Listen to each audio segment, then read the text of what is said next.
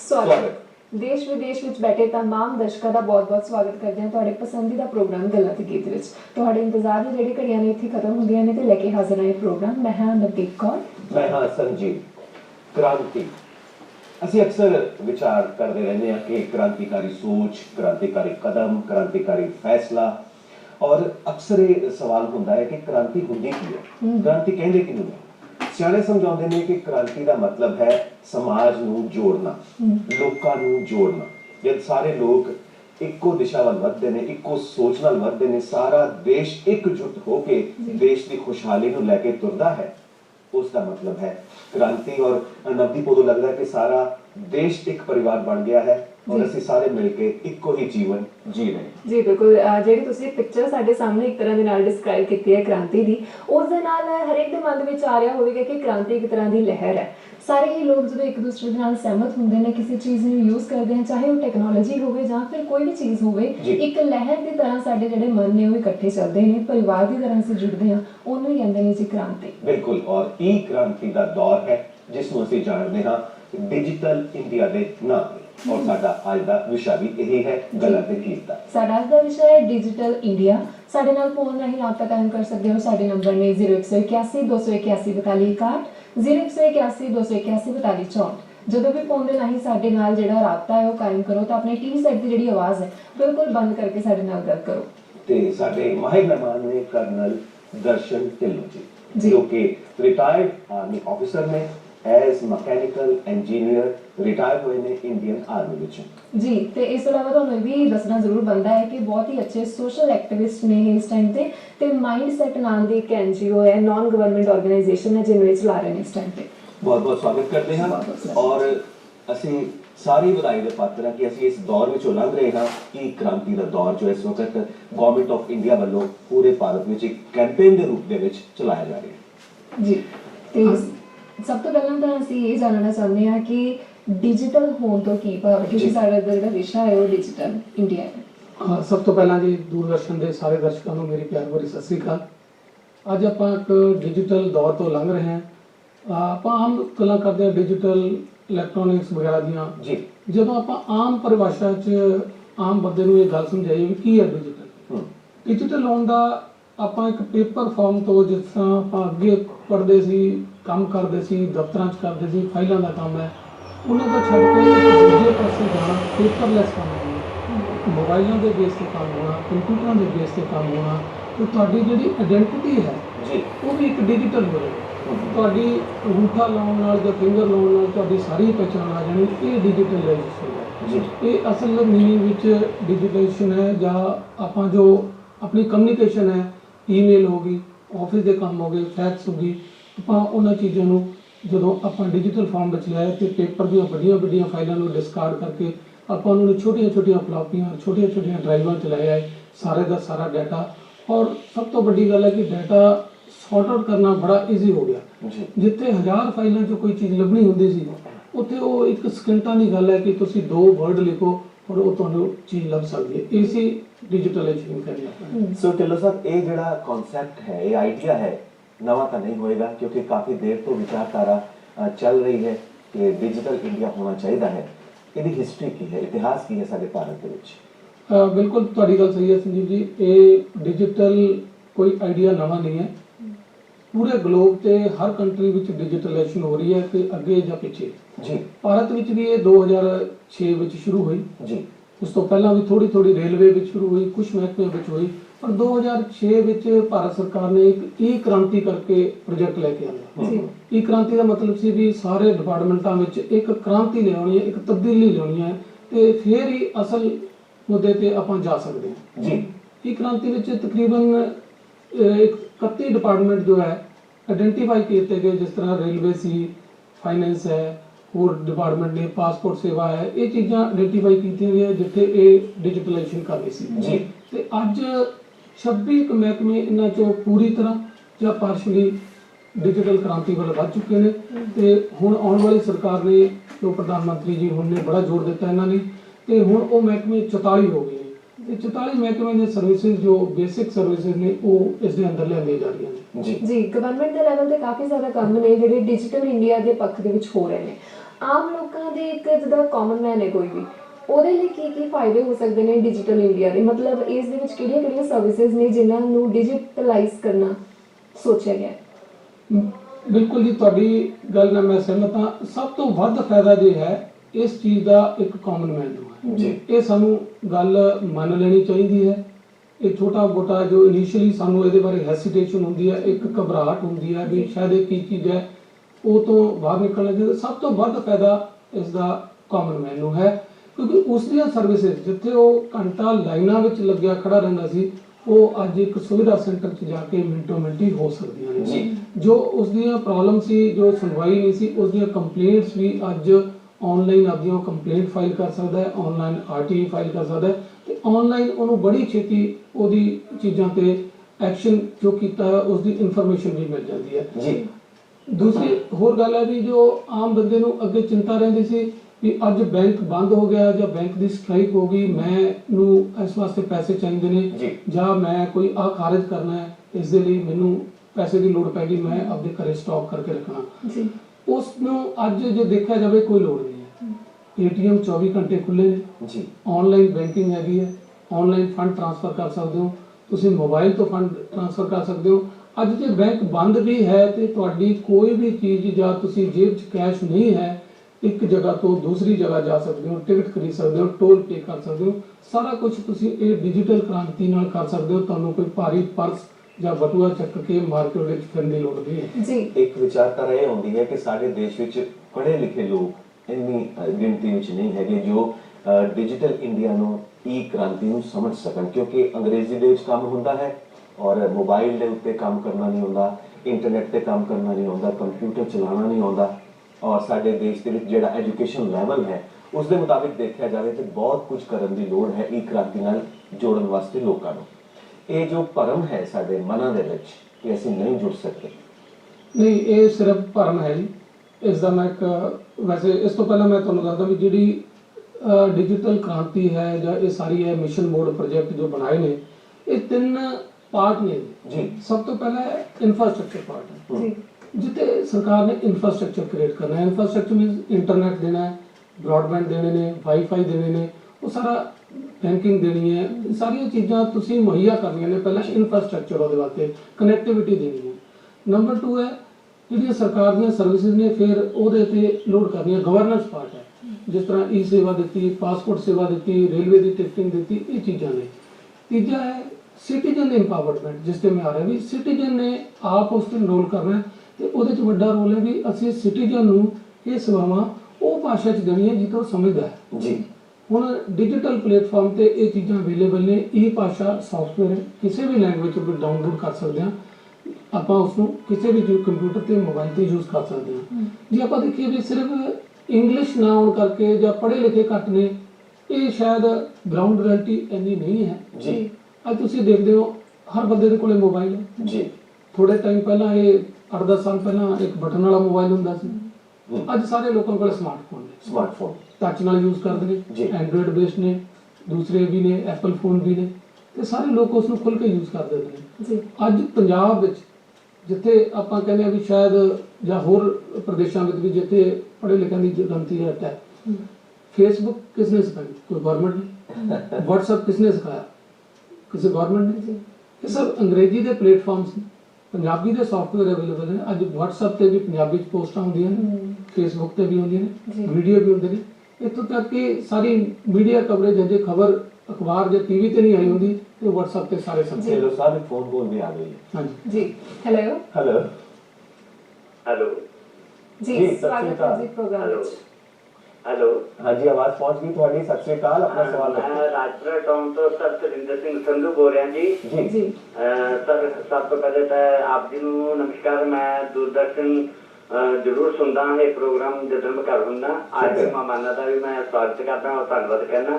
Sir ਤੁਸੀਂ ਬਹੁਤ ਵਧੀਆ ਜਾਣਕਾਰੀ ਦੇ ਰਹੇ ਹੋ, ਵਿਸ਼ੇ ਬਹੁਤ ਵਧੀਆ ਹੁੰਦੇ ਹਨ। शुक्रिया ਸਰ ਆਪਣਾ ਦੇਸ਼ ਕਿਸੇ ਟਾਈਮ ਕਣਕ ਨੂੰ ਤਰਸਦਾ ਸੀ, ਕਿਸਾਨਾਂ ਨੇ ਕ੍ਰਾਂਤੀ ਲਿਆਂਦੀ। ਜੀ। ਦੇਸ਼ ਦੀ ਆਜ਼ਾਦੀ ਵਾਸਤੇ ਸਰਦਾਰ ਭਗਤ ਸਿੰਘ ਨੇ ਆਪਣੀ ਕੁਰਬਾਨੀ ਦਿੱਤੀ, ਹੋਰ ਸ਼ਹੀਦਾਂ ਨੇ ਕੁਰਬਾਨੀਆਂ ਦੇ ਕੇ ਕ੍ਰਾਂਤੀ ਲਿਆਂਦੀ। जी।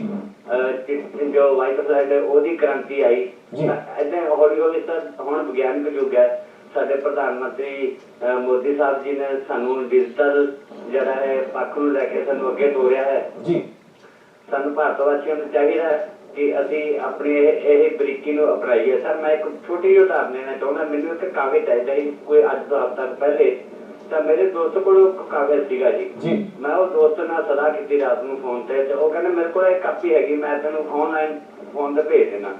ਤਾਂ ਉਹਨਾਂ ਨੇ ਮੈਨੂੰ ਕਾਪੀ ਭੇਜਤੀ। ਮੈਂ ਉਹ ਅਗਲੇ ਦਿਨ ਉਹਦੀਆਂ 3 ਫੋਟੋ ਸੈਟ ਕਾਪੀਆਂ ਸਿਰਫ ਮੇਰੇ 6 ਰੁਪਏ ਲੱਗੇ, ਸਿਰਫ 2-4 ਮਿੰਟਾਂ 'ਚ ਸਾਡਾ ਕੰਮ ਹੋ ਗਿਆ। ਤਾਂ ਕਿਤੇ ਮੈਂ ਲੁਧਿਆਣੇ ਜਾਂਦਾ ਮੇਰੇ 5-7 ਘੰਟੇ ਖਰਾਬ ਹੁੰਦੇ, ਮੇਰਾ ਪੈਸਾ ਵੀ ਖਰਾਬ ਹੁੰਦਾ, ਮੈਂ ਆਪਣੀ ਡਿਊਟੀ ਵੀ ਕਰਦਾ ਜਾਂ ਮੈਨੂੰ ਸਰੀਰਕ ਕਸਰਤ ਵੀ ਕਰਨਾ ਪੈਂਦਾ। ਤਾਂ ਸਰ ਦੇਖੋ ਇਹ ਆਪਾਂ ਨੂੰ ਬਹੁਤ ਅੱਛੀਆਂ ਸਹੂਲਤਾਂ ਮਿਲੀਆਂ ਨੇ। ਸਾਨੂੰ ਵਿਗਿਆਨ ਦਾ ਜਿਹੜਾ ਹੈ ਉਹ ਸਹਾਰਾ ਲੈਣਾ ਚਾਹੀਦਾ। ਜਿੱਥੇ ਅਸੀਂ ਸਹਾਰਾ ਲੈਣਾ ਉੱਥੇ ਸਾਨੂੰ ਨਾਲ ਚਾਹੀਦਾ ਹੈ ਕਿ ਅਸੀਂ ਪੱਖ ਤੋਂ ਚੁਸਤ ਵੀ ਰਹੀਏ ਥੋੜਾ, ਕਿਉਂਕਿ ਕੋਈ ਸਾਡੇ ਨਾਲ ਕਿਸੇ ਤਰੀਕੇ ਦਾ ਧੋਖਾ ਨਾ ਕਰੇ, ਕੋਈ ਫਰੇਬ ਨਾ ਕਰੇ। ਅਸੀਂ ਆਪਣਾ ਜਿਹੜਾ ਪੱਖ ਆਪਣੇ ਲੈਵਲ ਤੇ ਪੂਰਾ ਪੂਰੀਏ ਅਤੇ ਦੂਜੇ ਪਾਸੇ ਆਪਾਂ ਧਿਆਨ ਰੱਖੀਏ। ਸ਼ੁਕਰੀਆ ਜੀ ਕਾਲ ਕਰਨ ਦੇ ਲਈ। ਕੋਈ ਧੋਖਾ ਨਾ ਦੇਵੇ। ਬਿਲਕੁਲ ਜੀ, ਇਹ ਵਿਸ਼ਵਾਸ ਬਣਾਉਣ ਦੀ ਗੱਲ ਹੈ ਕਿਉਂਕਿ ਹਰ ਬੰਦਾ ਡਰਦਾ ਹੈ, ਕੋਈ ਹੁੰਦੇ ਵੀ ਨੇ ਪਰ ਉਹਨਾਂ ਦੇ ਸੇਫਗਾਰਡ ਵੀ ਸਿਸਟਮ ਦੇ ਵਿੱਚ ਹੈਗੇ ਨੇ ਜਿਹੜੇ ਆਪਾਂ ਜੇ ਫੋਲੋ ਕਰੀਏ ਤੇ ਧੋਖਾ ਹੋਣ ਦੇ ਚਾਂਸਸ ਬਹੁਤ ਮਿਨੀਮਮ ਹੋ ਜਾਂਦੇ ਨੇ। ਜੀ ਬਿਲਕੁਲ। ਤੇ ਅਸੀਂ ਫੋਨ ਕਾਲ ਤੋਂ ਪਹਿਲਾਂ ਗੱਲ ਕਰ ਰਹੇ ਸੀ ਕਿ ਭਾਸ਼ਾ ਇੱਕ ਰੁਕਾਵਟ ਨਹੀਂ ਰਹੀ ਹੁਣ ਟੈਕਨੋਲੋਜੀ ਯੂਜ਼ ਕਰਨ ਲਈ, ਕਿਉਂਕਿ ਸਾਡੀ ਆਪਣੀ ਜਿਹੜੀ ਭਾਸ਼ਾ ਹੈ ਚਾਹੇ ਪੰਜਾਬੀ ਹੋਵੇ ਹਿੰਦੀ ਹੋਵੇ ਉਸ ਦੇ ਵਿੱਚ ਵੀ ਅਸੀਂ ਮੈਸੇजेस ਪੜ੍ਹ ਸਕਦੇ ਹਾਂ। ਅਸੀਂ ਅਲੱਗ-ਅਲੱਗ ਜਿਹੜੀਆਂ ਐਪਸ ਨੇ ਉਹਨਾਂ ਨੂੰ ਡਾਊਨਲੋਡ ਕਰਕੇ ਉਹਨਾਂ ਦਾ ਫਾਇਦਾ ਉਠਾ ਸਕਦੇ ਹਾਂ। ਤੇ ਇੱਕ ਜਿਹੜੀ ਬੇਸਿਕ ਚੀਜ਼ ਹੈ ਡਿਜੀਟਲ ਹੋਣ ਦੇ ਲਈ ਉਹ ਹੈ ਜੀ ਇੰਟਰਨੈਟ। ਤੇ ਇੰਟਰਨੈਟ ਦੀ ਅਵੇਲੇਬਿਲਿਟੀ ਪਿੰਡੂ ਖੇਤਰਾਂ ਦੇ ਵਿੱਚ ਜਿਹੜੇ ਦੂਰ ਦੇ ਖੇਤਰ ਨੇ ਉਸ ਦੇ ਵਿੱਚ ਇੰਟਰਨੈਟ ਹਾਈ ਸਪੀਡ ਜਿਹੜਾ ਇੰਟਰਨੈਟ ਹੈ ਉਸ ਦੀ ਅਵੇਲੇਬਿਲਿਟੀ ਦਾ ਇਸ ਟਾਈਮ ਕੀ ਸਟੇਟਸ ਹੈ, ਕਿਸ ਤਰ੍ਹਾਂ ਦੇ ਨਾਲ ਅਵੇਲੇਬਲ ਹੈ? ਬਿਲਕੁਲ ਸਹੀ ਗੱਲ ਹੈ ਜੀ ਤੁਹਾਡੀ। ਇੰਟਰਨੈਟ ਦੀ ਪੈਨੀਟ੍ਰੇਸ਼ਨ ਹਜੇ ਸਾਡੀ ਥੋੜੀ ਜਿਹੀ ਘੱਟ ਹੈ ਤੇ ਜਿੱਥੇ ਹੈ ਵੀ ਤੇ ਉੱਥੇ ਉਨੀ ਸਪੀਡ ਜਿੰਨੀ ਸਾਨੂੰ ਮਿਨੀਮਮ ਬੇਸਿਕ ਚਾਹੀਦੀ ਹੈ ਉਨੀ ਸ਼ਾਇਦ ਨਹੀਂ ਹੈ ਜੀ। ਪਰ ਹੁਣ ਬੜੀ ਤੇਜ਼ੀ ਨਾਲ ਇਸ ਪਾਸੇ ਵੀ ਆਪਾਂ ਅੱਗੇ ਵਧ ਰਹੇ ਹਾਂ। ਹੁਣ ਪ੍ਰਾਈਵੇਟ ਕੰਪਨੀਆਂ ਨੂੰ ਜਦੋਂ ਤੋਂ ਵਿੱਚ ਜੋੜ ਲਿਆ ਹੈ, ਬੜੇ ਹਾਈ ਸਪੀਡ ਨੈਟਵਰਕ ਉਹਨਾਂ ਨੇ ਐਸਟੈਬਲਿਸ਼ ਕੀਤੇ ਨੇ। ਬਾਕੀ ਆਪਟਿਕ ਫਾਈਬਰ ਗਵਰਨਮੈਂਟ ਵੱਲੋਂ ਵੀ ਹਰ ਡਿਸਟ੍ਰਿਕਟ ਲੈਵਲ ਤੇ ਤਹਿਸੀਲ ਲੈਵਲ ਤੇ ਸੇਵਾ ਕੇਂਦਰਾਂ ਤੱਕ ਪਾਈ ਜਾ ਰਹੀ ਹੈ ਤੇ ਹੋਰ ਬਹੁਤ ਥੋੜੇ ਹੀ ਸਮੇਂ ਵਿੱਚ, ਜ਼ਿਆਦਾ ਸਮੇਂ ਨਹੀਂ ਹੈ। ਹੁਣ ਜੇ ਤੁਸੀਂ ਪਿਛਲੇ 6 ਮਹੀਨੇ ਵੀ ਦੇਖੋ, 6 ਮਹੀਨੇ ਪਹਿਲਾਂ ਕੋਈ 4G ਨੈਟਵਰਕ ਨੂੰ ਬੜਾ ਯੂਜ਼ ਨਹੀਂ ਕਰਦਾ ਸੀ। ਅੱਜ 4G ਨੈਟਵਰਕ ਬਹੁਤ ਜ਼ਿਆਦਾ ਯੂਜ਼ ਹੋ ਰਿਹਾ ਹੈ ਔਰ ਪੰਜਾਬ ਵਿੱਚ ਬਹੁਤ ਲੋਕ ਇਸ ਨੂੰ ਯੂਜ਼ ਕਰ ਰਹੇ ਨੇ। ਇਸੇ ਤਰ੍ਹਾਂ ਬਾਕੀ ਵਾਈਫਾਈ ਦੇ ਵੀ ਜੇ ਆਪਾਂ ਦੇਖੀਏ ਰੇਟ ਦੇਖੀਏ ਅੱਜ ਬਹੁਤ ਉਹਨਾਂ ਦੇ ਰੇਟ ਘਟ ਗਏ ਨੇ, ਸਪੀਡ ਵੱਧ ਗਈ ਹੈ, ਰੇਟ ਘਟ ਗਏ ਨੇ। ਇਹ ਕ੍ਰਾਂਤੀ ਦਾ ਇੱਕ ਇਹ ਚੀਜ਼ ਫਾਇਦਾ ਹੈ ਵੀ ਚੀਜ਼ਾਂ ਜਿਸ ਤਰ੍ਹਾਂ ਡਿਵੈਲਪ ਹੋ ਰਹੀਆਂ ਨੇ ਉਸ ਤਰ੍ਹਾਂ ਉਹਨਾਂ ਦੀ ਕਾਸਟਿੰਗ ਵੀ ਘਟ ਰਹੀ ਹੈ ਜੀ। ਨਵੀਂ ਤੁਹਾਨੂੰ ਟੈਕਨੋਲੋਜੀ ਮਿਲ ਰਹੀ ਹੈ ਅੱਜ, ਹੋਰ ਛੋਟੇ ਸਾਈਜ਼ ਵਿੱਚ ਹੁੰਦੇ ਜਾ ਰਹੇ ਤੇ ਹੋਰ ਵੱਧ ਫੀਚਰਾਂ ਨਾਲ ਵੱਧ ਤੋਂ ਵੱਡੀ ਚੀਜ਼ ਮਿਲ ਰਹੀ ਹੈ ਜੀ। 1 ਜੁਲਾਈ 2015 ਨੂੰ ਸਾਡੇ ਪ੍ਰਾਈਮ ਮਿਨਿਸਟਰ ਸਾਹਿਬ ਨਰਿੰਦਰ ਮੋਦੀ ਜੀ ਨੇ ਲਾਂਚ ਕੀਤਾ ਹੈ ਇਸ ਕੈਂਪੇਨ ਨੂੰ ਔਰ ਅਸੀਂ ਪੂਰਾ ਡਿਜੀਟਲ ਇੰਡੀਆ ਵੀਕ ਵੀ ਮਨਾ ਚੁੱਕੇ ਹਾਂ। ਸੋ ਇੱਕ ਉਪਰਾਲਾ ਹੈ, ਕੋਸ਼ਿਸ਼ ਹੈ ਕਿ ਅਸੀਂ ਵਰਲਡ ਦੇ ਸਿਟੀਜ਼ਨ ਬਣੀਏ। ਪੂਰੀ ਦੁਨੀਆ ਨੂੰ ਇਕੱਠਾ ਕਰਨ ਵੱਲ ਜੋ ਇਹ ਕਦਮ ਹੋ ਰਿਹਾ ਹੈ, ਪਹਿਲ ਕਦਮੀ ਹੋ ਰਹੀ ਹੈ, ਉਸ ਵੱਲ ਇੱਕ ਕ੍ਰਾਂਤੀਕਾਰੀ ਕਦਮ ਹੈ। ਔਰ ਜਿਸ ਤਰ੍ਹਾਂ ਸਾਡੇ ਦਰਸ਼ਕ ਨੇ ਫੋਨ ਤੇ ਕਿਹਾ ਸਾਨੂੰ ਧੋਖਾ ਨਾ ਮਿਲੇ, ਇਸ ਪੁਆਇੰਟ ਤੇ ਅਸੀਂ ਚਾਹਾਂਗੇ ਕਿ ਤੁਸੀਂ ਬਿਲਕੁਲ ਖੁੱਲ ਕੇ ਗੱਲ ਕਰੋ ਕਿਉਂਕਿ ਕਈ ਵਾਰ ਹੁੰਦਾ ਕਿ ਸਾਡਾ ਕੰਪਿਊਟਰ ਹੈਕ ਹੋ ਗਿਆ, ਸਾਡੇ ATM ਕਾਰਡ ਦੇ ਵਿੱਚੋਂ ਕਿਸੇ ਹੋਰ ਨੇ ਪੈਸੇ ਕਢਵਾ ਲਏ, ਸਾਡਾ ਪਾਸਵਰਡ ਕਿਤੇ ਕਾਪੀ ਹੋ ਗਿਆ। ਇਸ ਤਰ੍ਹਾਂ ਬਹੁਤ ਸਾਰੀਆਂ ਗੱਲਾਂ ਸਾਡੇ ਸਾਹਮਣੇ ਆ ਰਹੀਆਂ ਨੇ ਈ ਕ੍ਰਾਂਤੀ ਦੇ ਨਾਲ ਵੀ ਜਿਹੜਾ ਨੈਗੇਟਿਵ ਐਸਪੈਕਟ ਸਾਡੇ ਸਾਹਮਣੇ ਆਉਂਦਾ ਹੈ। ਇਸ ਨੂੰ ਕਿੱਦਾਂ ਕੰਟਰੋਲ ਕਰਨਾ ਹੈ ਇਹ ਸਾਡੇ ਦਰਸ਼ਕਾਂ ਨੂੰ ਜ਼ਰੂਰ ਦੱਸੋ ਤਾਂ ਕਿ ਇਹ ਵੀ ਭਰਮ ਨਿਕਲ ਸਕੇ ਦਿਲਾਂ ਚੋਂ। ਬਿਲਕੁਲ ਸਹੀ ਗੱਲ ਹੈ ਜੀ। ਸਾਡਾ ਸਭ ਤੋਂ ਬੜਾ ਜੋ ਡਰ ਹੁੰਦਾ ਹੈ ਵੀ ਸ਼ਾਇਦ ਜੇ ਮੈਂ ਇਲੈਕਟ੍ਰੋਨਿਕ ਚੀਜ਼ਾਂ ਯੂਜ਼ ਕਰਨ ਲੱਗ ਗਿਆ ਵੀ ਮੇਰੀ ਚੀਜ਼ ਹੈਕ ਨਾ ਹੋ ਜਾਏ, ਮੇਰਾ ਪਾਸਵਰਡ ਹੈਕ ਨਾ ਹੋ ਜਾਏ ਔਰ ਮੇਰਾ ATM ਚੋਂ ਕੋਈ ਪੈਸੇ ਨਾ ਕਢਾ ਲੇ, ਜਾਂ ਜੇ ਮੈਂ ਆਨਲਾਈਨ ਬੈਂਕਿੰਗ ਕਰਦਾ ਤੇ ਮੇਰੇ ਨਾਲ ਕੋਈ ਫਰਾਡ ਨਾ ਹੋ ਜਾਏ। ਮੈਂ ਬਾਹਰ ਵੀ ਘੁੰਮਿਆ ਫਿਰਿਆ, USA ਕੈਨੇਡਾ ਵੀ ਦੇਖਿਆ ਹੈ, ਸਾਡਾ ਬੈਂਕਿੰਗ ਸਿਸਟਮ ਬਹੁਤ ਵਧੀਆ ਹੈ ਜੀ, ਪਰ ਇਹਦੇ ਚ ਕੁਝ ਬੇਸਿਕ ਫਰਾਡ ਫਿਰ ਵੀ ਹੋ ਸਕਦੇ ਨੇ ਜੀ। ਇੱਕ ਕਾਲ ਉਸ ਤੋਂ ਬਾਅਦ ਬੇਸਿਕ ਫਰਾਡ ਦੀ ਗੱਲ ਕਰਾਂਗੇ ਜੀ, ਉਸ ਤੋਂ ਬਾਅਦ ਆਪਾਂ ਗੱਲਬਾਤ ਕਰਾਂਗੇ। ਹੈਲੋ ਜੀ, ਜੋਗਾ ਸਿੰਘ ਜੀ ਤੁਸੀਂ ਸਾਡੀ ਆਵਾਜ਼ ਸੁਣ ਸਕਦੇ ਹੋ ਤਾਂ ਸਾਨੂੰ ਸਾਡੇ ਨਾਲ ਗੱਲਬਾਤ ਕਰੋ। ਹੈਲੋ ਜੀ ਜੋਗਾ ਸਿੰਘ ਜੀ, ਸਤਿ ਸ੍ਰੀ ਅਕਾਲ, ਸਵਾਗਤ ਹੈ। ਹਾਂਜੀ ਸਰ, ਸਤਿ ਸ਼੍ਰੀ ਅਕਾਲ। ਸਤਿ ਸ਼੍ਰੀ ਅਕਾਲ ਜੀ। ਆਪਣਾ ਅੱਜ ਜੋ ਤੁਸੀਂ ਟੌਪਿਕ ਚੁਣਿਆ ਹੈ ਜੀ, ਡਿਜੀਟਲ ਇੰਡੀਆ, ਮੈਂ ਤੁਹਾਡੇ ਕੋਲ ਵੀ ਗੱਲ ਕਰਨੀ ਆ। ਜੀ ਜ਼ਰੂਰ। ਅੱਜ ਦਾ ਡਿਜੀਟਲ ਇੰਡੀਆ ਦੇ ਦੇਖੋ ਇੰਟਰਨੈਟ ਦੇ ਫਾਇਦੇ ਤੇ ਬਹੁਤ ਆ ਜੀ, ਪਰ ਇਹਦੇ ਤੇ ਇਸ ਕਰਕੇ ਹੁਣ ਤੱਕ ਅਸੀਂ ਆਮ ਵਰਗ ਨੂੰ ਜਾਂ दो लेवल पे ग्राउंड तक पत्थर पे भी नहीं जोड़ सके सारी जनता। पिछले समय दौरान देखा जो नोटबंदी का सिलसिला चल रहा है कि बड़ा सानू दिक्कत आई आ, लाइन च लगना पिया, बड़िया मुश्किल का सामना करना पिया जी। उस समय डिजिटल जो एरिया ते जो सहूलत इन्हों की बड़ी जरूरत पई आ जी। ते जो पढ़े लिखे लोग सी वो बहुत टच भी हो गए हैं डिजिटल इंडिया नाल। मैं खुद भी ऑनलाइन जो ट्रांजैक्शन सी वो कई बार की है। बहुत वधिया जी। ते मेरे फोन से ਜਿਹੜੇ ऐप ने मैं सीधे ही ट्रांजैक्शन कर सकता, मैं नहीं लोड़ हैगी लाइਨਾਂ 'ਚ खड़न ਦੀ। जी जी। पर मैं यही कहना चाਹੁੰਦਾ ਵੀ ਆਮ ਲੋਕਾਂ ਨੂੰ ਹੇਠਲੇ ਵਰਗ ਤੇ ਸਾਰੇ ਨੂੰ ਡਿਜੀਟਲ ਇੰਡੀਆ ਨਾਲ ਜੋੜਨਾ ਚਾਹੀਦਾ। ਸਾਨੂੰ ਸਰਕਾਰ ਨੂੰ ਅਜਿਹੇ ਉਪਰਾਲੇ, ਅਜਿਹੇ ਕੈਂਪ, ਅਜਿਹੇ ਸੈਮੀਨਾਰ ਜੋ ਲਾਉਣੇ ਚਾਹੀਦੇ ਆ ਕਿ ਆਮ ਲੋਕ ਵੀ ਜੀ ਇਹਨਾਂ ਗੱਲਾਂ ਦੇ ਨਾਲ ਜੁੜ ਸਕਣ ਤੇ ਇਹਨਾਂ ਨੂੰ ਸਹੂਲਤਾਂ ਦੇ ਫਾਇਦੇ ਲੈ ਸਕਣ। ਜੀ ਬਹੁਤ ਬਹੁਤ ਸ਼ੁਕਰੀਆ ਜੀ ਕਾਲ ਕਰਨ ਲਈ। ਇਹਨਾਂ ਦਾ ਪੁਆਇੰਟ ਇਹ ਹੈ ਕਿ ਲੋਕਾਂ ਦੇ ਵਿੱਚ ਜਾਗਰੂਕਤਾ ਕਿਸ ਤਰ੍ਹਾਂ ਦੇ ਨਾਲ ਫੈਲਾਈ ਜਾਵੇ, ਕੈਂਪ ਲਗਾਏ ਜਾਣ, ਇੱਕ ਇਹਨਾਂ ਨੇ ਐਗਜ਼ਾਮਪਲ ਦਿੱਤੀ ਹੈ। ਹਾਂਜੀ, ਕੈਂਪ ਲਗਾਏ ਜਾਣ। ਪਹਿਲੀ ਗੱਲ ਤਾਂ ਹੈ ਕੈਂਪ ਲਗਾ ਕੇ ਅਵੇਅਰਨੈਸ ਵੀ ਕੀਤੇ। ਦੂਜਾ ਮੈਂ ਸਰਕਾਰ ਨੂੰ ਵੀ ਅਪੀਲ ਕਰਾਂਗਾ ਜਿਹੜੇ ਲੋਕ ਇਹ ਚੀਜ਼ਾਂ ਯੂਜ਼ ਕਰਦੇ ਨੇ ਉਹਨਾਂ ਨੂੰ ਇਨਸੈਂਟਿਵ ਦਿੱਤਾ ਜਾਵੇ। ਕਿਸੇ ਨਾ ਕਿਸੇ ਤਰ੍ਹਾਂ ਦਾ ਇਨਸੈਂਟਿਵ ਇਲੈਕਟ੍ਰੋਨਿਕ ਫਾਰਮ ਵਿੱਚ ਮਨੀ ਯੂਜ਼ ਕਰਨ ਵਾਲਿਆਂ ਨੂੰ, ਇਲੈਕਟ੍ਰੋਨਿਕ ਟ੍ਰਾਂਸਫਰੇਸ਼ਨ ਕਰਨ ਵਾਲਿਆਂ ਨੂੰ ਵੈਸੇ ਕੁਝ ਬੈਨੀਫਿਟ ਹੁਣ ਕੀਤੇ ਨੇ, ਜਿਸ ਤਰ੍ਹਾਂ ਡੀਜ਼ਲ ਵਗੈਰਾ ਤੇ ਕੋਈ ਡਿਸਕਾਊਂਟ ਇਹਨਾਂ ਨੇ ਅਨਾਉਂਸ ਕੀਤਾ ਪਿੱਛੇ ਜੇ। ਇਹ ਬੜੀਆਂ ਚੰਗੀਆਂ ਚੀਜ਼ਾਂ ਨੇ ਕਿਉਂਕਿ ਇਹਦੇ ਨਾਲ ਜਦੋਂ ਬਾਕੀ ਚੀਜ਼ਾਂ ਤੇ ਲੋਡ ਘਟੇਗਾ, ਕੈਸ਼ ਦੀ ਟ੍ਰਾਂਜੈਕਸ਼ਨ ਘਟੇਗੀ, ਗਿਣਤੀ ਘਟੇਗੀ, ਬੈਂਕਾਂ ਤੇ ਲੋਡ ਘਟੇਗਾ ਤੇ ਨੋਟ ਛਾਪਣ ਦੀ ਕੀਮਤ ਘਟੇਗੀ ਤੇ ਸਰਕਾਰ ਨੂੰ ਦੂਜੇ ਪਾਸੇ ਫਾਇਦਾ ਹੋਵੇਗਾ। ਪਰ ਜੋ ਬੰਦੇ ਖੁੱਲ ਕੇ ਇਸ ਚੀਜ਼ ਨੂੰ ਇਸਤੇਮਾਲ ਕਰਦੇ ਨੇ, ਨੈਟ ਬੈਂਕਿੰਗ ਕਰਦੇ ਨੇ ਜਾਂ ਆਨਲਾਈਨ ਚੀਜ਼ਾਂ ਖਰੀਦ ਰਹੇ ਨੇ, ਆਨਲਾਈਨ ਆਪਦੇ ਕੰਮਕਾਰ ਕਰ ਰਹੇ ਨੇ, ਉਹਨਾਂ ਨੂੰ ਇਨਸੈਂਟਿਵ ਜੇ ਥੋੜਾ ਬਹੁਤ ਸਰਕਾਰ ਦੇਵੇ ਤਾਂ ਹੋਰ ਵੀ ਇਹ ਚੀਜ਼ ਅੱਗੇ ਇਨਸੈਂਟਿਵ ਨਾਲ ਵੱਧ ਜੀ ਸਕਦੀ ਹੈ। ਪ੍ਰਾਈਵੇਟ ਵੀ ਜਿਹੜੀਆਂ ਕੰਪਨੀਆਂ ਨੇ, ਜਿੱਦਾਂ ਅਸੀਂ ਕਿਤੇ ਆਨਲਾਈਨ ਸ਼ਾਪਿੰਗ ਕਰ ਰਹੇ ਹਾਂ ਜਾਂ ਫਿਰ ਕਿਸੇ ਮਾਲ ਦੇ ਵਿੱਚ ਜਾ ਕੇ ਪੇਮੈਂਟ ਕਰ ਰਹੇ ਹਾਂ, ਅਸੀਂ ਉੱਥੇ ਵੀ ਇਹ ਦੇਖਿਆ ਗਿਆ ਹੈ ਪੁਆਇੰਟਸ ਅਰਨ ਕਰਦੇ ਹਾਂ ਜਿਸ ਦੇ ਨਾਲ ਸਾਨੂੰ ਡਿਸਕਾਊਂਟਸ ਮਿਲਦੇ ਨੇ।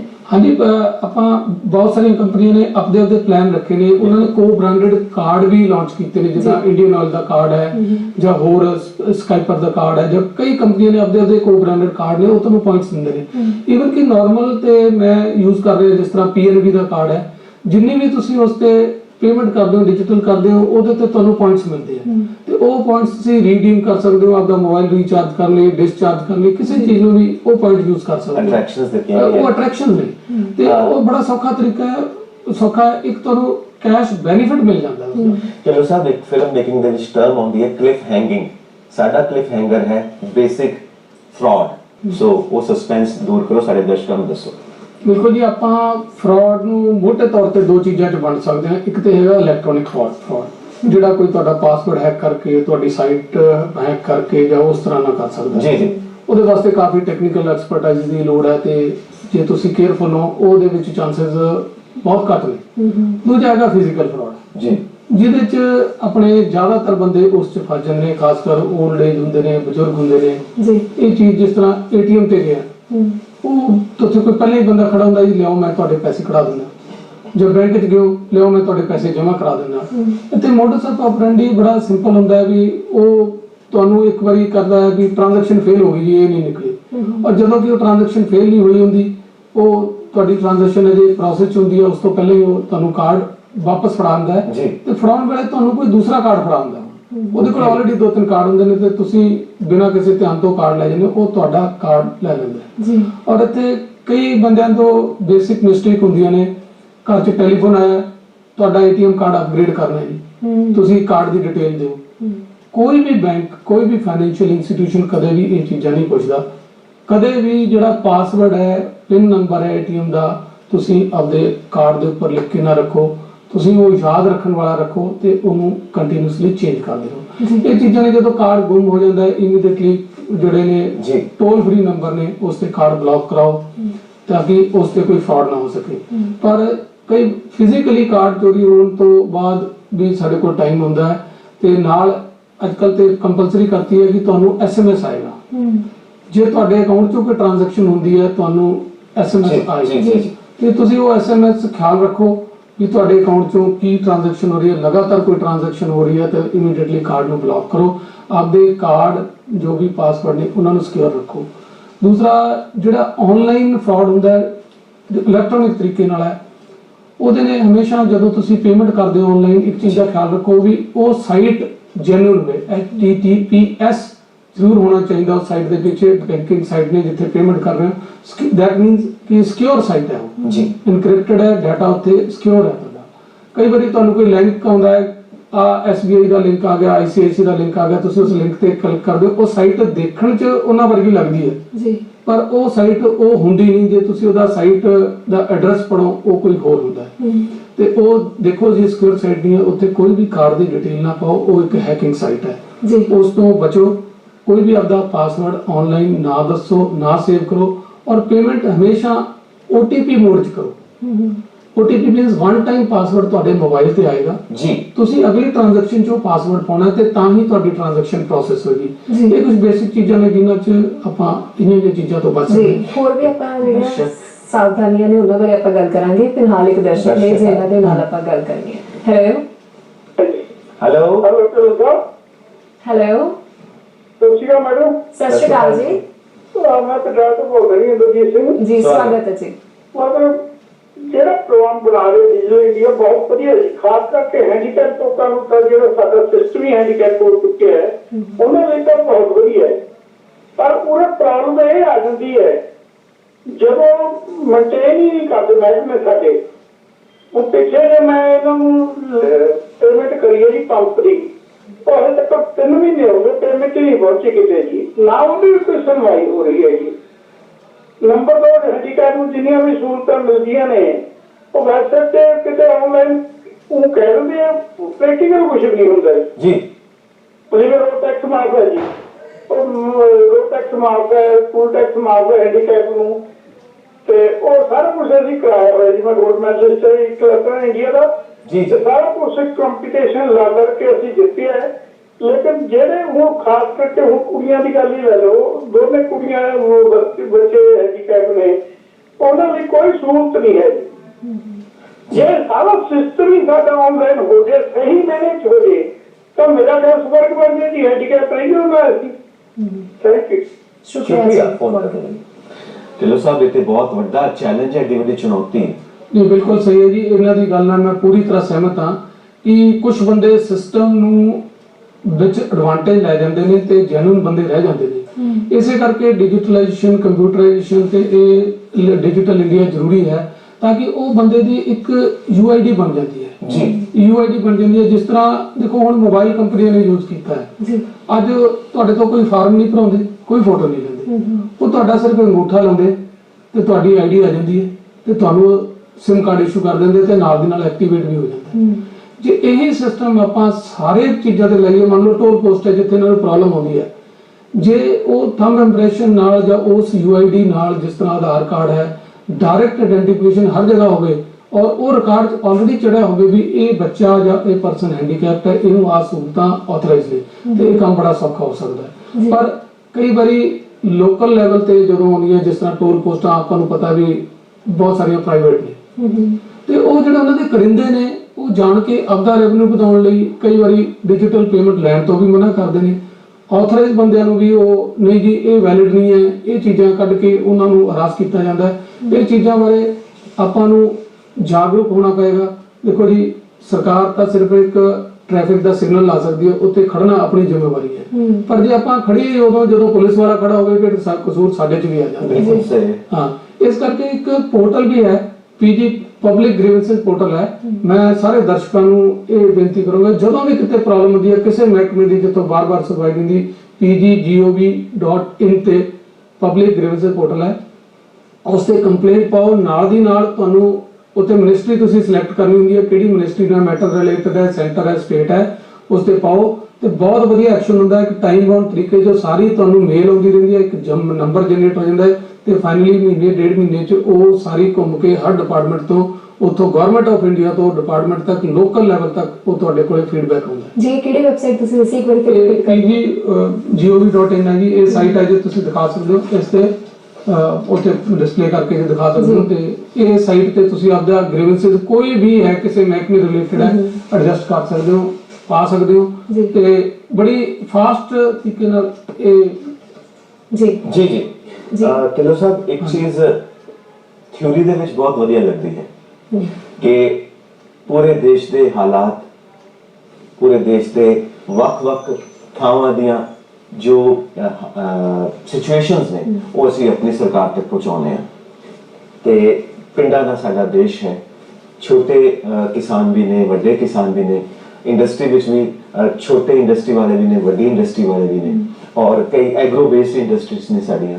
ਜਦੋਂ ਅਸੀਂ ਪੂਰੇ ਪੰਜਾਬ ਨੂੰ, ਪੂਰੇ ਭਾਰਤ ਨੂੰ ਆਪਸ ਵਿੱਚ ਜੋੜਨਾ ਹੈ ਤਾਂ ਇਹ ਥਿਊਰੀ ਬਹੁਤ ਵਧੀਆ ਹੈ ਕਿ ਈ ਗਵਰਨੈਂਸ ਹੋਣੀ ਚਾਹੀਦੀ ਹੈ, ਈ ਕ੍ਰਾਂਤੀ ਹੋਣੀ ਚਾਹੀਦੀ ਹੈ।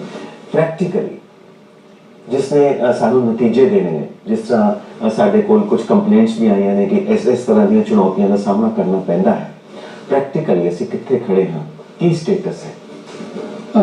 ਬਿਲਕੁਲ ਜੀ, ਜਿਹੜੀਆਂ ਪਿੰਡਾਂ ਦੇ ਮਸਲੇ ਨੇ ਨਾ ਉਹ ਬਹੁਤ ਗੰਭੀਰ ਹੁੰਦੇ ਨੇ, ਕਿਉਂਕਿ ਉਹ ਮਸਲੇ ਕਾਫੀ ਦੇਰ ਤੋਂ ਲਟਕਦੇ ਰਹਿੰਦੇ ਨੇ ਅਵੇਅਰਨੈਸ ਕਾਰਨ। ਸਭ ਤੋਂ ਵੱਡੀ ਪ੍ਰੋਬਲਮ ਜੋ ਪਿੰਡਾਂ 'ਚ ਆਉਂਦੀ ਆ ਉਹ ਲੈਂਡ ਰਿਕਾਰਡ ਦੀ ਹੈ, ਕਿਉਂਕਿ ਜ਼ਮੀਨ ਦਾ ਮਾੜਾ ਮੋਟਾ ਡਿਸਪਿਊਟ ਪੁਸ਼ਤਾਂ ਤੇ ਹੁੰਦਾ ਨਾ, ਉਹ ਜ਼ਮੀਨ ਕਈ ਵਾਰੀ ਸਾਂਝੇ ਖਾਤੇ ਹੀ ਚੱਲਦੇ ਰਹਿੰਦੇ ਨੇ, ਉਹ ਵੰਡੀ ਨਹੀਂ ਹੁੰਦੀ, ਦਾਦੇ ਪੜਦਾਦਿਆਂ ਦੇ ਨਾਮ ਹੀ ਹੁੰਦੀ ਹੈ। ਇੱਕ ਬਹੁਤ ਸੋਹਣਾ ਇਨੀਸ਼ੀਏਟਿਵ ਜੋ ਲੈਂਡ ਰਿਕਾਰਡ ਦੀ ਕੰਪਿਊਟਰਾਈਜੇਸ਼ਨ ਹੋਈ ਹੈ ਪਿਛਲੇ ਦਹਾਕੇ 'ਚ, ਉਹ ਬਹੁਤ ਵਧੀਆ ਗੱਲ ਹੋਈ ਹੈ ਜੀ। ਅੱਜ ਤੁਸੀਂ ਪਟਵਾਰੀਆਂ ਦੇ ਪਿੱਛੇ ਜਾਂ ਫਿਰਨ ਦੇ ਵੇਲੇ ਕਿਸੇ ਵੀ ਸੁਵਿਧਾ ਕੇਂਦਰ 'ਚ ਜਾਓ ਤਾਂ ਤੁਸੀਂ ਆਪਦੀ ਲੈਂਡ ਦੀ ਫਰਦ ਕੱਢ ਲੈਂਦੇ ਹੋ, ਔਰ ਉਸ ਨਾਲ ਤੁਹਾਨੂੰ ਐਕਚੁਅਲੀ ਪਤਾ ਲੱਗਦਾ ਹੈ ਵੀ ਇਹ ਲੈਂਡ 'ਚ ਕੀ ਕੀ ਪ੍ਰੋਬਲਮ ਨੇ ਤੇ ਕੀ ਜੇ ਲੋੜ ਹੈ ਤੁਸੀਂ ਉਹਦੀ ਜਾਂ ਕੋਈ ਜਮ੍ਹਾਂ ਤਕਸੀਮ ਕਰਾਉਣੀ ਹੈ, ਉਹ ਕੰਮ ਥੋੜਾ ਜਿਹਾ ਅਥੈਂਟੀਕੇਟ ਹੋ ਗਿਆ। ਅੱਗੇ ਸੀ ਵੀ ਉਹ ਜਿਹੜੇ ਕੱਚੇ ਖਾਤੇ ਜਾਂ ਪਟਵਾਰੀ ਦੇ ਲਿਖੇ ਹੋਏ ਸੀ ਉਹਦੇ 'ਚ 2 ਵਰਡ ਇੱਧਰ ਲਿਖੇ ਜਾਂ ਉਹ ਲਿਖੇ, ਉਹ ਹਰ ਵਾਰੀ ਇੱਕ ਫਰਦ ਕਢਾਉਣ 'ਚ 2 ਫਰਦਾਂ 'ਚ ਵੀ ਡਿਫਰੈਂਸ ਹੋ ਸਕਦਾ ਸੀ। ਹੁਣ ਰਿਕਾਰਡ ਕੰਪਿਊਟਰਾਈਜੇਸ਼ਨ ਹੋ ਗਿਆ ਤੇ ਬਹੁਤ ਚੰਗੀ ਗੱਲ ਹੈ ਕਿ ਇੱਕ ਤਾਂ ਚੇਂਜ ਨਹੀਂ ਹੋ ਸਕਦਾ ਜੀ, ਜਿੱਥੋਂ ਮਰਜ਼ੀ ਤੁਸੀਂ ਕਢਾਓਗੇ ਉਹ ਸੇਮ ਹੀ ਹੋਏਗਾ, ਕੋਈ ਉਹਦੇ 'ਚ ਮੈਨੀਪੂਲੇਸ਼ਨ ਨਹੀਂ ਹੋ ਸਕਦੀ। ਦੂਸਰਾ ਐਡਵਾਂਟੇਜ ਹੈ ਕਿ ਉਹ ਤੁਹਾਨੂੰ ਬੜੀ ਘੱਟ ਕਾਸਟ ਤੇ ਫਟਾਫਟ ਮਿਲ ਜਾਂਦਾ ਹੈ, ਤੁਹਾਨੂੰ ਕਿਸੇ ਦੇ ਪਿੱਛੇ ਚੱਕਰ ਨਹੀਂ ਕਰਨਾ। ਇਸੇ ਤਰ੍ਹਾਂ ਜੇ ਆਉਣ ਵਾਲੇ ਸਮੇਂ 'ਚ ਹੁਣ ਜ਼ਮੀਨਾਂ ਦੇ ਵੀ ਮਾਰਕਰ ਲੱਗਿਆ, GPS ਸਿਸਟਮ ਆ ਗਿਆ, ਐਗਜ਼ੈਕਟ ਡਿਮਾਰਕੇਸ਼ਨ ਅੱਜ ਕਿਸਾਨ ਵੀ ਕਰ ਸਕਦਾ ਜੇ GPS ਨਾਲ ਆਪਦਾ ਉਹ ਲੋਕੇਸ਼ਨ ਮਾਰਕ ਕਰ ਲੈਂਦਾ ਤੇ ਕੋਈ ਵੱਟ ਦਾ ਰੌਲਾ ਰਹਿੰਦਾ ਨਹੀਂ ਹੈ।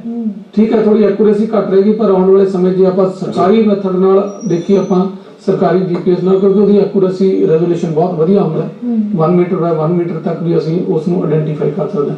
ਤੇ ਉਹ ਜਿਹੜੇ ਰੌਲੇ ਨੇ ਘਟਣਗੇ, ਲੋਕਾਂ 'ਚ ਪਿਆਰ ਵਧੇਗਾ, ਝਗੜੇ ਘਟਣਗੇ ਤੇ ਡਿਜੀਟਲ ਇਨਸ਼ੋਰੈਂਸ। ਹਾਂਜੀ, ਕਿਉਂਕਿ ਕੋਈ ਵੀ ਕ੍ਰਾਂਤੀ ਹੋਵੇ ਉਹ ਤਾਂ ਹੀ ਸਾਰਥਕ ਹੁੰਦੀ ਹੈ ਜੇ ਲੋਕਾਂ ਦਾ ਭਲਾ ਹੋਵੇ, ਸਾਰਿਆਂ ਦਾ ਭਲਾ ਹੋਵੇ। ਔਰ ਜਿਸ ਤਰ੍ਹਾਂ ਤੁਸੀਂ ਦੱਸ ਰਹੇ ਹੋ, ਸਾਡੇ ਸਾਰੇ ਨੌਜਵਾਨਾਂ ਦਾ ਇਹ ਫਰਜ਼ ਬਣਦਾ ਹੈ ਜੋ ਕਾਲਜ ਵਿੱਚ ਪੜ੍ਹਦੇ ਨੇ, ਜੋ ਪੜ੍ਹੇ ਲਿਖੇ ਨੇ, ਕਿ ਸਭ ਨੂੰ ਸਮਝਾਉਣ, ਜੋ ਨਹੀਂ ਸਮਝਦੇ ਉਹਨਾਂ ਨੂੰ ਵੀ ਸਮਝਾਉਣ ਔਰ ਸਾਰੇ ਦੇਸ਼ ਨੂੰ ਇਸ ਕ੍ਰਾਂਤੀ ਨਾਲ ਜੋੜਨ, ਤਾਂ ਕਿ ਅਸੀਂ ਆਪਣੇ ਜੋ ਟੀਚਾ ਮਿੱਥਿਆ ਹੈ, ਜੋ ਮੰਜ਼ਿਲ ਅਸੀਂ ਤੈਅ ਕਰਨੀ ਹੈ, ਉਸ ਮੰਜ਼ਿਲ ਤੇ ਅਸੀਂ ਪਹੁੰਚ ਸਕੀਏ ਤੇ ਪੂਰੀ ਦੁਨੀਆ ਦੇ ਵਿੱਚ ਆਪਣਾ ਇੱਕ ਮਕਾਮ ਹਾਸਿਲ ਕਰ ਸਕੀਏ। ਜੀ, ਤੇ ਤੁਸੀਂ ਸਾਡੇ ਪ੍ਰੋਗਰਾਮ ਵਿੱਚ ਆਪਣਾ ਕੀਮਤੀ ਸਮਾਂ ਨਿਕਾਲ ਕੇ ਆਏ, ਬਹੁਤ ਬਹੁਤ ਸ਼ੁਕਰੀਆ। ਬਹੁਤ ਬਹੁਤ ਸ਼ੁਕਰੀਆ। ਦਰਸ਼ਕੋ ਤੁਹਾਡਾ ਵੀ ਬਹੁਤ ਬਹੁਤ ਸ਼ੁਕਰੀਆ।